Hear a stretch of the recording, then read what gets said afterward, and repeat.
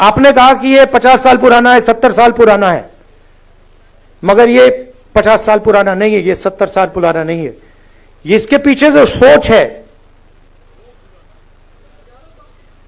वो हजारों साल पुरानी सोच है।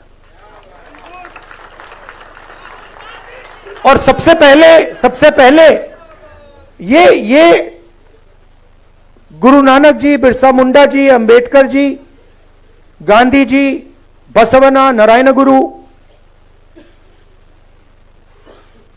बुद्ध भगवान,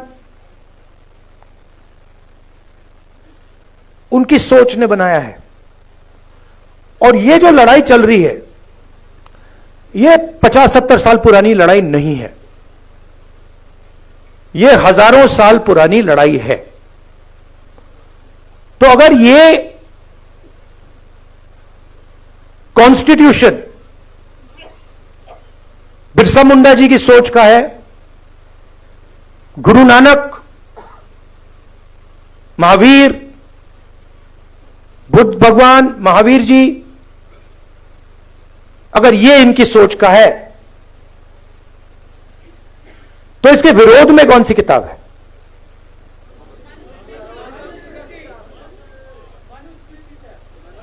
मनुस्मृति।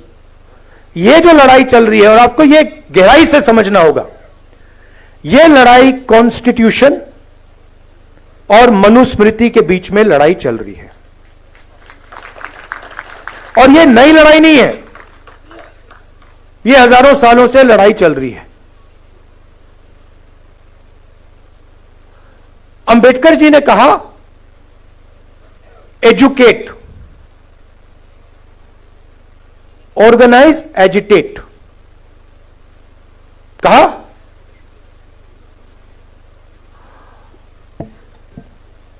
तो जब वो कह रहे हैं एजुकेट, एजुकेट का मतलब क्या? हाँ, किस चीज के बारे में? सिर्फ अपने संविधान को जानो, अपने हक को जानो। और मान लीजिए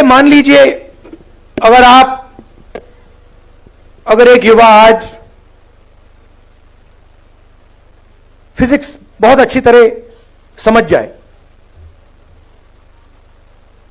क्या अंबेडकर जी उसे एजुकेटेड कहते? क्यों नहीं? हाँ, अंबेडकर जी का मतलब यह था, एजुकेट का मतलब यह है कि आप कौन हो, आप कहां खड़े हो, आपके चारों ओर क्या हो रहा है, कौन कर रहा है, किस प्रकार से कर रहा है। एजुकेट का यह मतलब है। एजुकेट का मतलब यह नहीं कि आप कॉलेज में चले गए, आपने फिजिक्स की डिग्री ले ली, आपको अपना इतिहास नहीं मालूम, आपको अपनी हिस्ट्री नहीं मालूम, आपको अपनी समाज में जगह नहीं मालूम, तब आप एजुकेटेड नहीं हो। अब आज क्या हो रहा है मैं आपको बताता हूं। जब बीजेपी के लोग आदिवासी को वनवासी कहते हैं तो वो क्या करने की कोशिश कर रहे हैं? आपका जो इतिहास है, आपका जीने का तरीका है, आपकी फिलॉसफी है, आपकी साइंस है, मेडिकल साइंस है, जिसको आप हजारों साल से चला रहे हो, उसको वो खत्म करने की कोशिश कर रहे हैं। वो आपसे कह रहे हैं कि देखिए, आदिवासी का मतलब क्या? आदिवासी का मतलब जो सबसे पहले मालिक थे। वनवासी का क्या मतलब है? जो जंगल में रहते हैं। देखिए फर्क, देखिए, मान लीजिए यहां पे आप लोग बैठे हो और ऑडिटोरियम में आप सबसे पहले आए, ऑडिटोरियम आपने बनाया, ऑडिटोरियम की जमीन आपकी, और मैंने आपसे कहा भैया आप वनवासी हो, इसका क्या मतलब है? जंगल में जाओ, ऑडिटोरियम तुम्हारा नहीं है, इसका यह मतलब है। तो जब ये शब्द का प्रयोग करते हैं आदिवासी वनवासी, यह सिर्फ एक शब्द नहीं है, यह आपकी पूरी हिस्ट्री है। मैं हिंदुस्तान के एजुकेशन सिस्टम में पढ़ा हूं,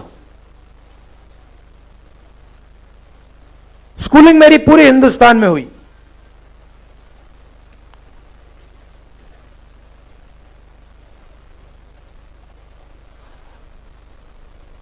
पूरा का पूरा जोड़ दीजिए तो आदिवासियों के बारे में आधा चैप्टर मिलेगा, 10-15 लाइन मिलेंगी कि हां हिंदुस्तान में आदिवासी भी हैं। मगर इनकी हिस्ट्री क्या है, इनके जीने का तरीका क्या है, इनके सोचने का तरीका क्या है, इनकी साइंस क्या है, इनकी पॉलिटिक्स क्या है, उसके बारे में कुछ नहीं। मैं हिंदुस्तान के सिस्टम में स्कूलिंग मेरी यहां हुई, दलितों के बारे में एक लाइन, हां भाई अनटचेबिलिटी होती थी, मगर उनका दर्द, उन पर जो अत्याचार हुए, उनका जो अपमान हुआ, उनका जो इमेजिनेशन था, उनकी जो सोच थी, उनकी जो साइंस थी, उनकी जो फिलॉसफी थी, उसके बारे में कितना था? एक लाइन। आपने ओबीसी शब्द प्रयोग किया, अदर बैकवर्ड कास्ट, क्या यह आपका नाम है? ओबीसी अदर बैकवर्ड कास्ट मतलब हां वो दूसरे पिछड़े लोग। किसने कहा कि आप पिछड़े हो? किस बेसिस पे कहा? आप इस देश को चलाते हो, आपका खून पसीना से यह देश चलता है, आपका जो हक है वो आपको मिलता नहीं है। आपकी हिस्ट्री कहां है? जिन लोगों ने इस देश को बनाया, जो किसान, मजदूर,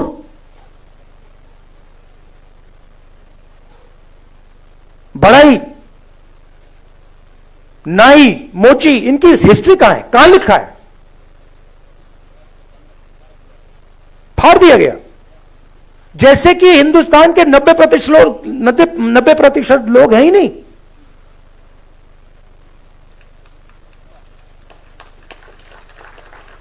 मतलब आप छुपे हुए हो।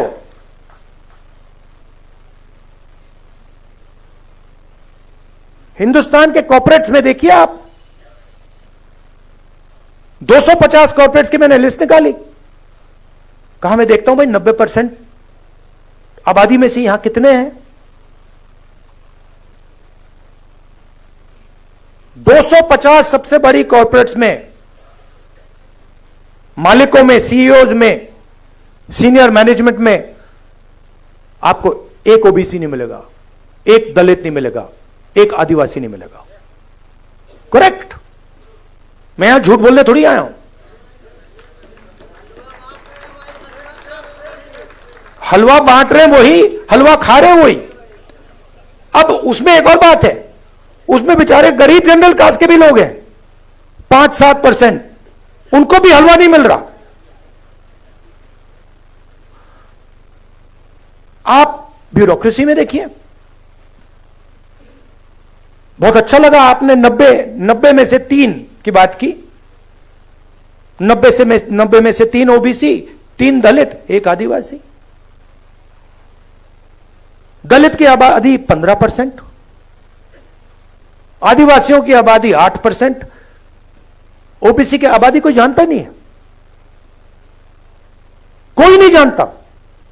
हम कह सकते हैं कि तकरीबन 50%।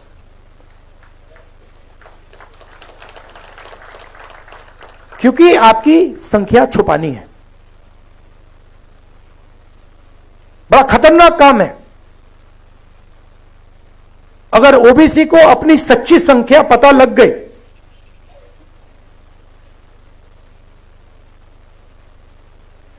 नब्बे में से 3, 50% आबादी 90 में से 3, और अगर हिंदुस्तान की सरकार में 100 रुपए खर्च होते हैं तो 50% को 100 में से 100 रुपए में से 5 रुपए का निर्णय लेने का मौका मिलता है। 3 अफसरों को पीछे बैठा रखा है। आपको कोई ओबीसी, दलित, आदिवासी फाइनेंस मिनिस्ट्री में नहीं मिलेगा,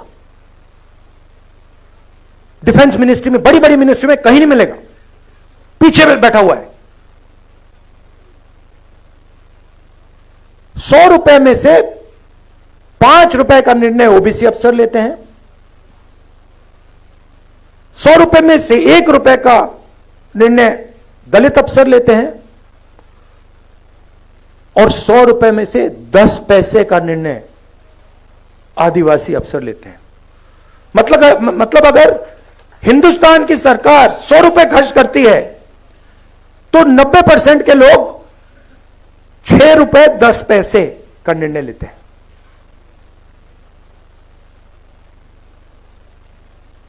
बॉलीवुड की बात करिए। बॉलीवुड में आपको दलित, आदिवासी, ओबीसी नहीं दिखेगा। नाच गाना चल रहा है,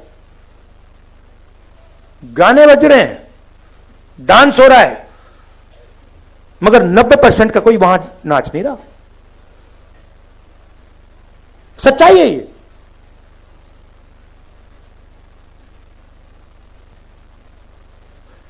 राष्ट्रपति आदिवासी वर्ग की हैं। पहली बार राष्ट्रपति जी को आदिवासी वर्ग से बनाया गया, मगर जब पार्लियामेंट का उद्घाटन होता है तो उन्हें कहा जाता है कि आप आदिवासी हैं, आप अंदर नहीं आ सकती हैं।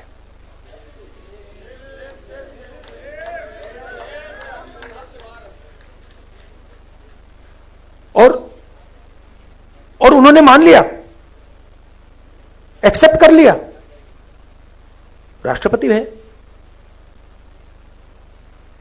राष्ट्रपति हैं। राम मंदिर, धूमधाम से राम मंदिर का उद्घाटन होता है, राष्ट्रपति जी से कहा जाता है आप आदिवासी हैं, आइए मत। अंबानी को बुलाया जाता है, अदानी को बुलाया जाता है, हिंदुस्तान के राष्ट्रपति जी से कहा जाता है आप नहीं आएंगे, आपकी जगह नहीं है। अगर यह संविधान पर आक्रमण नहीं है कि राष्ट्रपति जी पार्लियामेंट हाउस का उद्घाटन नहीं कर सकती, तो क्या है?